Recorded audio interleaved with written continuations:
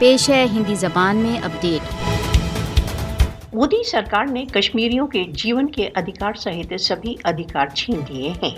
कश्मीरियों का जीवन, सम्मान तथा स्वतंत्रता क्रूर भारतीय सशस्त्र बलों की दया माया पर है। आर्टिकल 370 के बहिष्कार के पश्चात भारत द्वारा अवैध रूप से अधिकृत जम्मू कश्मीर में मानव अधिकार उल्लंघन अपनी चरम सीमा पर पहुंच चुके हैं। अवैध हत्याएं, नजरबंदियां तथा टॉर्चर भारत द्वारा अवैध रूप से अधिकृत जम्मू कश्मीर की जीवनचर्या का भाग बन चुका है।